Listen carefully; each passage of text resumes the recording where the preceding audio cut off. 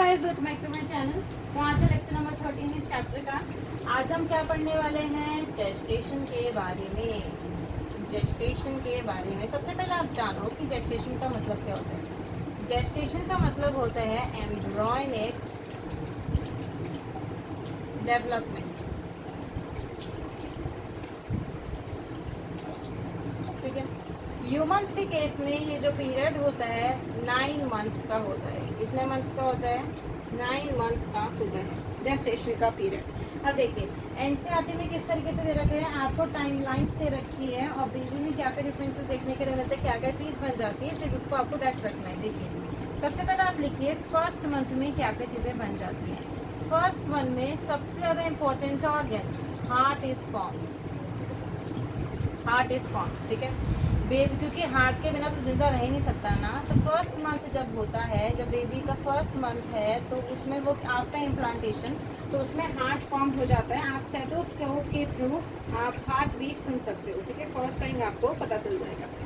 जब second month होगा, at the end of second month, ठीक है, fetus develops limbs and digits. यहाँ लिख देते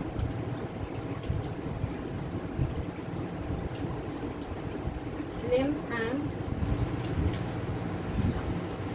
digits at the end of 12 weeks. 12 weeks जिसे फर्स्ट ट्राइमेस्टर भी कह लो। यहाँ क्या होगा? Major organ systems are form. अब देखिए मेजर ऑर्गन सिस्टम से मेरा क्या मतलब है, जो आपका जैसे मैंने बोला कि लिम्स और डिजिट्स बन जाएंगे eight the end of 12 weeks first time ऐसा मेजर ऑर्गन सिस्टम्स बन जाएंगे, जिसमें आपकी क्या क्या चीज़ें आएंगी? Limbs and external genitalia. यहाँ पे लिख लीजिए, इसका आप ऊपर पर लिख सकते हैं limbs and external genitalia for वही फर्स्ट टाइमेस्टर में। फॉर एग्जाम्पल लिम्स, ठीक है, limbs and external genitalia are well develop. ये तो हो गई थर्ड मंथ की बात। ठीक है, फिफ्थ मंथ में क्या होगा? फिफ्थ मंथ में आपको फर्स्ट मूवमेंट दिखाई देगी। फर्स्ट मूवमेंट दिखाई देगी। क्या दिखाई देगी? फर्स्ट मूवमेंट दिखाई देगी। उसी के साथ साथ appearance of hair on head. दूसरी चीज अपीयरेंस ऑफ थोड़े थोड़े बाल आने शुरू हो जाएंगे hair. Appearance of hair on head. ठीक है, मतलब फिफ्थ मंथ में फर्स्ट मूवमेंट, ठीक है, फर्स्ट मूवमेंट आप नोटिस कर सकते हो कि मूवमेंट्स आनी शुरू हो चुकी। हार्ट बीट आपको फर्स्ट मंथ में देखने के लिए मिलेगी, मूवमेंट्स आपको फिफ्थ मंथ में देखनी शुरू हो जाएगी। ये हो गया फिफ्थ मंथ की बात। अब हम बात करेंगे सिक्स्थ मंथ की। इतना चीज नोट डाउन कर लीजिए। सिक्स्थ मंथ यानी कि कितने वीक्स की बात होगी? 24 वीक्स। सिक्स मंथ या फिर बोल लीजिए 24 वीक्स या फिर सेकेंड ट्राइमेस्टर। सिक्स्थ मंथ या 24 वीक्स या सेकेंड ट्राइमेस्टर में होल बॉडी, जैसे लिख लीजिए, body is covered by fine hairs. पूरी बॉडी पे छोटे छोटे हेयर्स आ जाएंगे। पहली बात आईलिड्स जो हैं, आईलिड्स जो हैं वो सेपरेट हो जाएंगे। आईलैशेस आ जाएंगे, पलके, आईलैशेस, ठीक है। ये हो गया आपका सिक्स्थ मंथ में। सेवेंथ मंथ, एट्थ मंथ में थोड़ी और डेवलपमेंट देखने को मिलेगी और अल्टीमेटली पूरा बेबी तैयार हो जाएगा पूरे 9th मंथ के अंदर। इसीलिए जेस्टेशन के पीरियड को 9th मंथ रखा जाता है, जिसमें पूरी तरीके से बेबी का एम्ब्रॉयडिंग डेवलपमेंट हो सके। क्योंकि आपने देखा ना, पहले हाथ फॉर्म हो रहा है, फिर लिम्स और डिजिट्स यानी कि हाथ की, पैर की उंगलियां वगैरह बन रही है, फिर मेजर जो ऑर्गन सिस्टम्स हैं, आपका लीवर, किडनी, ये सब चीज़ें बन जा रही है, फिर धीरे धीरे बाल आने शुरू हो रहे हैं। इस तरीके से पूरी डेवलपमेंट धीरे धीरे चलती है, इसलिए 9 मंथ्स का पीरियड रखा गया है। ये हो गया आपका पूरा जेस्टेशन या फिर जेस्टेशन पीरियड, जो कि ह्यूमन्स के केस में 9 मंथ्स का होता है। अब नए लास्ट के जो दो टॉपिक्स रह रहे हैं वो है पार्चुरेशन और लैक्टेशन।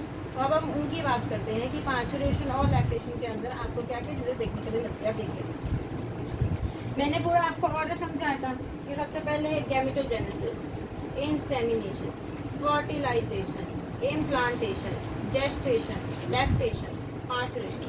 अब ये 2 प्रोसेसेस रह गई है, ठीक है। तो अब हम बात करने वाले हैं पार्चुरेशन के बारे में कि पार्चुरेशन से आप क्या समझते हैं। पार्चुरेशन, देखिए, पार्चुरेशन का मतलब होता है delivery of the baby.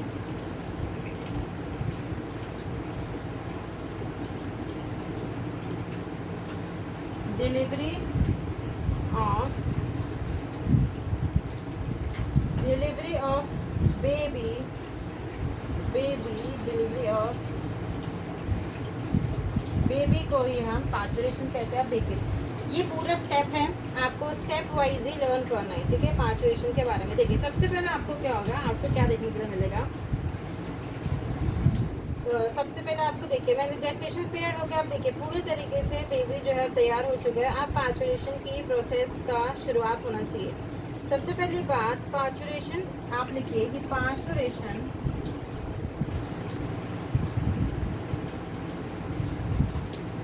is induced by neuroendocrine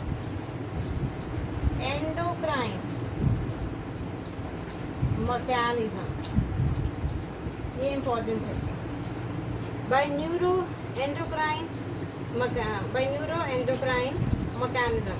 अब देखिए, जो सिग्नल्स होंगे वो कहाँ कहाँ से आएंगे। तो फुली डेवलप फीटस और जो प्लेसेंटा, आप देखिए, आप फ्लो चार्ट के रूप में आप बना सकते हैं। सबसे पहली बात, जो आपका फुली डेवलप फीटस है, अब जो फीटस बिल्कुल तैयार है, वो कह रहा है कि बस मुझे बाहर निकालो, बहुत रह गया, 9 मंथ से मैं वेट ही कर रहा हूँ। तो अब क्या होगा, जो फुली डेवलप फीटस प्लस में प्लेसेंटा मिलके,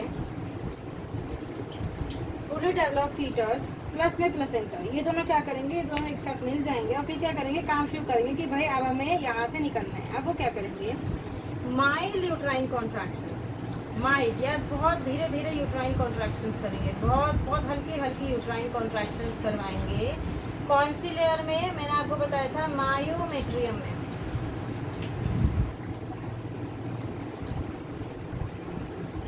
मायोमेट्रियम के अंदर बहुत माइल्ड यूट्राइन कॉन्ट्रैक्शंस करवाएंगे और माइल्ड यूट्राइन कॉन्ट्रैक्शंस करवाने को ही फीटल इजेक्शन रिफ्लेक्स कहते हैं। फीटल इजेक्शन रिफ्लेक्स कहते हैं। अभी जो माइल्ड यूट्राइन कॉन्ट्रैक्शंस हो रही है, क्या होगा, ये जो माइल्ड यूट्राइन कॉन्ट्रैक्शन हो रही है, आप ये देखिए क्या लिखा हुआ है कि this triggers release of oxytocin. देखिए क्या होगा, ये जो माइल्ड यूट्राइन कॉन्ट्रैक्शन है, मैंने बोला पहले फ्लूइड फीटस है, प्लेसेंटा है, दोनों ने क्या किया, माइल्ड यूट्राइन कॉन्ट्रैक्शन करवाई आपकी मायोमेट्रियम की लेयर में, जिससे फीटल इजेक्शन रिफ्लेक्स करते हैं। अब ये वर्क करेगा मैटरनल, किस पे वर्क करेगा, मैटरनल के एंटीरियर पिट्यूटरी पे, आई थिंक पोस्टीरियर होगा, मैटरनल के पोस्टीरियर पिट्यूटरी पे वर्क करेगा। किससे वर्क करेगा, पोस्टीरियर पिट्यूटरी पे वर्क करेगा। पहले आप इतना नोट डाउन कर लीजिए। देखिए, मैटरनल के पिट्यूटरी पे वर्क किया, मैटरनल के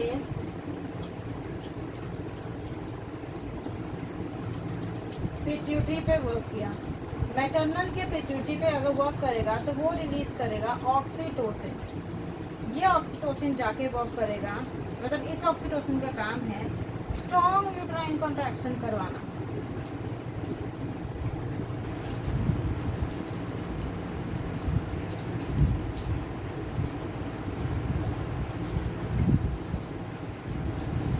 स्ट्रॉन्ग यूट्राइन कॉन्ट्रैक्शन करवाना इन द मायोमेट्रियम। अब जैसे ही स्ट्रॉन्ग यूट्राइन कॉन्ट्रैक्शन होगा, ठीक है, ऑक्सीटोसिन रिलीज हो रहा है, ऑक्सीटोसिन रिलीज हो रहा है, जिससे कि ऑक्सीटोसिन, देखिए ऑक्सीटोसिन की मात्रा बहुत ज़्यादा बढ़ जाएगी मैटरनल पिट्यूटरी पे, जैसे उसने वर्क किया तो ऑक्सीटोसिन की मात्रा बहुत ज़्यादा बढ़ जाएगी, यूट्राइन कॉन्ट्रैक्शन होगा, ऑक्सीटोसिन की सिक्रेशन होती रहेगी, बहुत ज़्यादा स्ट्रॉन्ग कॉन्ट्रैक्शन होता रहेगा और अल्टीमेटली डिलीवरी हो जाएगी।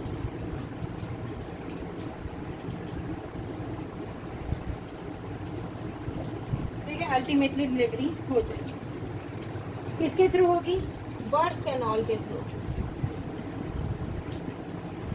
बर्थ कैनाल में सर्विकल कैनाल प्लस में वजाइना आता है। ठीक है, सर्विकल कैनाल, देखिए इसमें लिखा है आपकी एनजीआरटी में कि the uterine muscle causes strong uterine contractions which in turn stimulates further release of oxytocin. Oxytocin ज़्यादा से ज़्यादा मात्रा में रिलीज होगा जिसकी वजह से डिलीवरी हो जाएगी। ठीक है, अब देखिए ये हो गया पार्चुरेशन। मैंने बताया कि पार्चुरेशन का मतलब ये होता है कि डिलीवरी। आपका लास्ट टॉपिक रह गया है जिसे कहा जाता है लैक्टेशन। लैक्टेशन क्या होता है? फीडिंग। क्या करना? फीडिंग करना